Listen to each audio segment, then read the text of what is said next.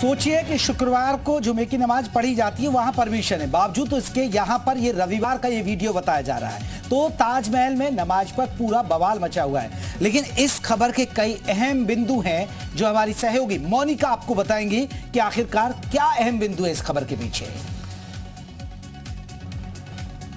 बिल्कुल जेपी, ये जान लेना बहुत ज्यादा जरूरी है कि कौन से ऐसे वो अहम बिंदु हैं जो इस पूरी खबर को एक फसाद बना देते हैं। क्योंकि ताजमहल में ये पाबंदी है, बावजूद इसके आज जो खबर है वो सामने आई, वो हैरान करती है। इसके साथ ही कहीं ना कहीं एक चिंता भी लेकर आती है कि किस तरह का जो माहौल है वो देखने को मिल रहा है। लेकिन ये पहली बार नहीं है, ये हमें यहाँ पर समझना होगा कि जब बिना परमिशन के ताजमहल परिसर में नमाज पढ़ी गई हो, ये सिलसिला 2018 के बाद से लगातार जारी है। और हाल ही के 7 महीनों में तो अगर बात करें तो तीसरी बार ऐसा हुआ है।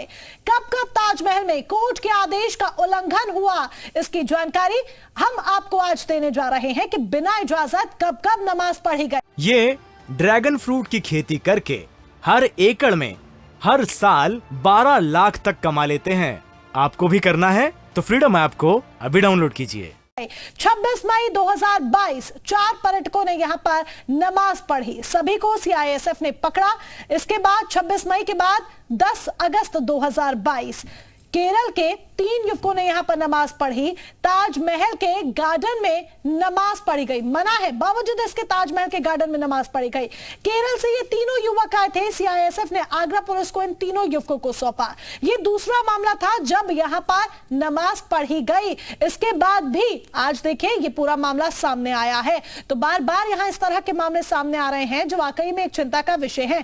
यह भी हमें यहां पर समझ लेना बहुत ज्यादा जरूरी है कि ताजमहल में नमाज पढ़ने के नियम क्या है। क्योंकि ये जिस तरीके से नमाज पढ़ी गई वो उल्लंघन करके पढ़ी गई थी, वो हम आपको बता रहे हैं। नमाज के नियम, ताजमहल धार्मिक गतिविधियों की इजाजत नहीं देता है, केवल जुमे की नमाज की इजाजत है। सिर्फ स्थानीय ही जुमे की नमाज यहां पर पढ़ सकते हैं, स्थानीय लोगों को ही परमिशन है। मस्जिद में ही नमाज की इजाजत है, मुख्य परिसर या फिर गार्डन में नमाज पर रोक है, यहां नमाज नहीं पढ़ सकते हैं। ईद पर भी नमाज पढ़ी जाती है, तो सिर्फ इन दिनों में इजाजत मिलती है, यानी कि सिर्फ ईद पर और इसके साथ ही जुमे के दिन, वो भी मस्जिद परिसर के अंदर ही। ये नहीं कि आप गार्डन में या खुले परिसर में कर रहे हैं। इसके बीच ये भी आप जान लेना जरूरी है कि आखिर ताजमहल बार बार विवादों में क्यों रहता है। लड्डू गोपाल की मूर्ति ले जा रहे पर्यटक को रोका, कृष्ण वेश में आए पर्यटक को रोका गया। ये हम आपको बता रहे कब कब विवादों में रहा है, पर्यटक को रोका। इसके साथ ही जगत गुरु परमहंसाचार्य के मामले को भी हम नहीं भूल सकते, जब ताजमहल में उन्हें प्रवेश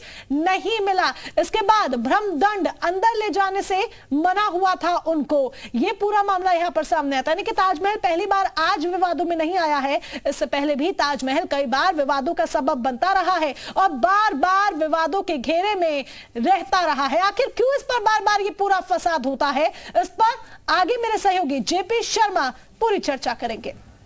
बिल्कुल, शुक्रिया मोनिका। तो हमारी सहयोगी मोनिका ने आपको कई अहम बिंदु बताए, ताजमहल के विवाद कब कब रहे, नियम क्या है ताजमहल में अगर आप नमाज पढ़ने जाते हैं, बावजूद उसके स्थिति ऐसी है। तो चलिए आज इसी पर हम चर्चा करेंगे कि ताज में नमाज कौन चाहे फसाद।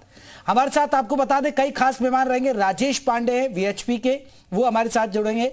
धर्मेंद्र गोस्वामी है, महंत है, वो हमारे साथ है। सलाउद्दीन शिबू हैं, मुस्लिम स्कॉलर है, वो भी हमारे साथ रहेंगे। मनीष गुप्ता हमारे साथ, हमारे संवाददाता आगरा से जुड़ गए। लेकिन मनीष के तरफ रुख कर लेते हैं। मनीष, अभी आपसे जानना चाहेंगे क्या ताजमहल के बारे में, इसमें जिन लोगों ने नमाज पढ़ी है, इन लोगों के बारे में पता चला, पुलिस ने अभी तक क्या एक्शन लिया है, और ये वीडियो क्या रविवार का बताया जा रहा है? जी बिल्कुल, ये वीडियो रविवार का जो सोशल मीडिया पर वायरल हुआ था।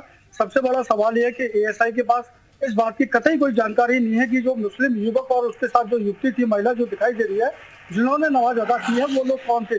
पुलिस के पास भी इस बात का कोई डाटा नहीं है। वो पर्यटक आए थे और वो ताज का दीदार किया, उन्होंने नमाज अदा की और वो चलते बने। लेकिन एएसआई के लगभग 50 से ज्यादा वहां पर कर्मचारी तैनात रहते हैं ताजमहल के अंदर, और उसके अलावा सीआईएसएफ के जवान रहते हैं जिनकी संख्या 250 से 300 है। लेकिन उनकी निगाह नहीं पड़ती है। कोई आम पर्यटक इस वीडियो को बना लेता है, वो सोशल मीडिया पे इसको वायरल कर देता है। ये अपने आप में एक बड़ा सवाल है। साथ ही ये सवाल इस बात को लेकर भी खड़ा होता है कि अगर कोई नमाज अदा करके चला जाता है और एएसआई और सीआईएसएफ के जवानों को पता नहीं चलता, यानी कि सुरक्षा को लेकर भी तमाम सवाल खड़े होते हैं। वही हिंदूवादी जो नेता है उनका अपना एक पक्ष है, उनका कहना है कि अगर कोई भगवा गमछा भी पहनकर ताजमहल के अंदर प्रवेश करता है तो उसको प्रतिबंधित कर दिया जाता है, क्योंकि सुप्रीम कोर्ट ने साफ ही निर्देश दे रखे हैं कि ताजमहल के अंदर धार्मिक क्रियाकलापों पर बिल्कुल पूरी तरह से प्रतिबंध है। और इतना ही नहीं, धार्मिक चिन्हों के साथ आप ताजमहल के अंदर प्रवेश भी नहीं कर सकते हैं। लेकिन एक के बाद एक जो तीसरा ये वाक्य सामने आया है इसी साल के अंदर, ये अपने आप में एक बड़ा सवाल खड़ा करता है कि आखिर ताजमहल के अंदर नमाज अदा अगर की जा रही है तो किन की शय पर की जाती है, और वो कौन से अधिकारी हैं जो इस बात को लेकर लगातार दावा तो करते हैं कि कार्रवाई की जाएगी, लेकिन वो कार्रवाई का नतीजा क्या रहता है, ये अपने आप में एक बड़ा सवाल है। और बिल्कुल ये बड़ी बात है मनीष, आप बने रहिएगा हमारे साथ, क्योंकि हमारे साथ और कई खास मेहमानों का रुख करता हूं। राजेश पांडे वीएचपी थे और धर्मेंद्र गोस्वामी महंत है हमारे साथ, दोनों हमारे साथ जुड़ गए। राजेश पांडे जी, विश्व हिंदू परिषद इसे कैसे देखती है, क्योंकि ताजमहल के अंदर देखिए सुप्रीम कोर्ट के रूल्स हैं, बाकायदा एएसआई की भी खुद नियम है। इसके अलावा योगी सरकार ने 2019 में यह कहा था कि सार्वजनिक जगह पर आप नमाज नहीं पढ़ सकते हैं। हालांकि ताजमहल के अंदर 2 दिन के लिए छूट है, ईद के लिए और शुक्रवार जब जुमे की नमाज है वो भी जो मस्जिद का परिसर है उसमें पढ़ी जाएगी। आप कैसे देखते हैं इसको? फिर ये सुप्रीम कोर्ट के आदेश का पालन करना चाहिए, अगर पालन नहीं करेंगे तो ये बहुत ही गलत बात है। ये मुसलमान लोग जो कर रहे हैं ये बहुत ही गलत है, ये इनका तरीका बहुत ही गलत है और ऐसा नहीं करना चाहिए। सुप्रीम कोर्ट के आदेश का पालन करना चाहिए।